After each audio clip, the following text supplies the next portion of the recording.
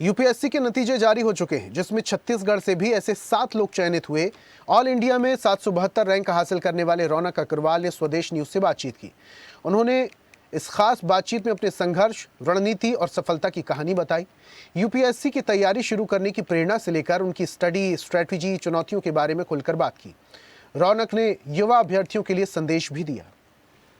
UPSC का परिणाम जारी हो चुका है और छत्तीसगढ़ से ऐसे 7 होनहार जो है छत्तीसगढ़ से चयनित किए गए हैं। हमारे साथ ये होनहार जो है हमारे साथ रौनक अग्रवाल है और उनके परिजन हैं, उनके माता पिता हैं। सभी से हम बातचीत करेंगे कि किस तरह से पूरी पढ़ाई की इनकी रूपरेखा रही है, ताकि ऐसे जब चयनित होकर जब छत्तीसगढ़ के युवा जब आगे निकल कर सामने आते हैं तो निश्चित तौर पर आने वाले जो पिछले इनके जो और भी जो पढ़ने वाले जो विद्यार्थी है उनको जो है सपोर्ट और मोटिवेट दोनों मिलता है। तो इनसे हम सीधे बातचीत करेंगे। पहले उनके पिताजी से ही बातचीत करूंगा। अंकल, आपको स्वदेश परिवार की ओर से बहुत बहुत बधाई। पहले थैंक यू भैया। माता पिता पहले गुरु होते हैं और उनके ही नक्शे कदम पर जब बच्चा आगे बढ़ता है तो आपका बेटा आज मुकाम पर पहुंच चुका है, क्या कहना चाहेंगे? सबसे पहले बच्चा बहुत मेहनत किया है।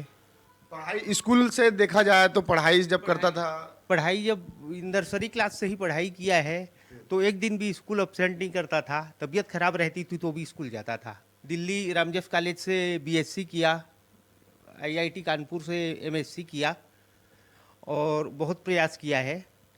आज इस मुकाम में पहुंचा है। घर से दूर रहकर भी पढ़ाई जब करता रहा होगा तो लगता था कि बेटा घर से दूर है, तो क्या सपने संजोकर रखे थे आप? बहुत इच्छा थी मेरी कि बेटा जो है यूपीएससी क्लियर करे। मैम, माता का लगाव बेटे से सबसे ज़्यादा होता है, कैसे कुछ कहना चाहेंगे जो अब तक सोच के रखे होंगे, इनका सपना पूरा होता दिख रहा आपको? इसके पापा का शुरू से ही सपना था कि ये बेटा यूपीएससी में जाए और देश की सेवा करे या समाज सेवा में लगे। तो उनके हमेशा से इच्छा थी। उसके पापा भी पॉलिटिक्स से जुड़े हुए हैं तो वो भी जनता की सेवा करते हैं, तो ये चाहते थे कि ये यूपीएससी में जाए और समाज सेवा से जुड़े। तो निश्चित तौर पर माता पिता का सपना आज रौनक ने पूरा किया और उनसे सीधे बातचीत करेंगे। पढ़ाई के लेकर किस तरह से आपकी दिनचर्या रही है, कैसे पूरा जो सपना है आज साकार हुआ है आपका? मैं 2021 से तैयारी कर रहा हूँ, जब मेरा मास्टर्स ख़त्म हुआ था। उसके बाद से ये मेरा 3rd अटैम्प्ट था और 3rd मेंस था, जिसमें मेरा पहला बार इंटरव्यू था। रूपरेखा के हिसाब से मोस्टली मैंने फाउंडेशन कोर्स नहीं किया था। उसके अलावा मैंने एक बार ऑप्शनल चेंज करके इस बार सोशियोलॉजी ऑप्शनल से दिया था। ये पढ़ाई का शेड्यूल आपका कैसा रहता था, स्ट्रेटजी जो है अपनाया जिसमें आज आप सफल हुए, सक्सेस हुए? शेड्यूल मेरा एज़ पर रिक्वायरमेंट रहता था। जैसे फॉर एग्जांपल मेंस के वक्त, प्री और मेंस के बीच में समय कम रहता है और चीज़ें करने को ज़्यादा रहती है, तो नेचुरली बाकी सब काम छोड़ करके वहाँ पे टाइम काफ़ी दिया जा सकता है। प्लस उसके अलावा एज़ पर रिक्वायरमेंट टाइम देता था। जिस तरह से बात कर ली जाए, और भी जो यूपीएससी, सीजीपीएससी कई ऐसे स्टूडेंट हैं अभी पढ़ रहे हैं, कोचिंग क्लास कर रहे हैं, हिम्मत हार जाते हैं कहीं ना कहीं, कई बार सक्सेस नहीं हो पाते, तो ऐसे स्टूडेंट को क्या कहना चाहेंगे ताकि वो मोटिवेट हो सके और प्रयास करें?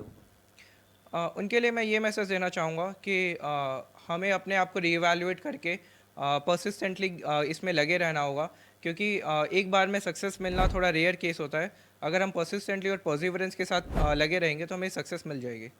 तो ये थे रौनक अग्रवाल जिनसे हमने बातचीत की, उनके माता पिता से बातचीत की। स्वाभाविक है कि जब छत्तीसगढ़ का ऐसे युवा आगे बढ़ता है तो निश्चित तौर पे गर्व से छत्तीसगढ़ और उनके तमाम जहां से निवासरत है। बता दूं, रौनक है वो रायगढ़ खरसिया के निवासी हैं और उस जिले के भी जो है शान और आन बान के रूप में वो देखा जाएगा।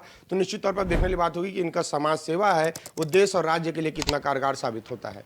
कैमरामैन सतीश के साथ हिमांशु पटेल, रायपुर। और ऐसी ही ताजा खबरों के लिए लाइक, फॉलो और यूट्यूब पर सब्सक्राइब कर बेल आइकन जरूर दबाइए और हर अपडेट के लिए विजिट कीजिए स्वदेशलाइव.com।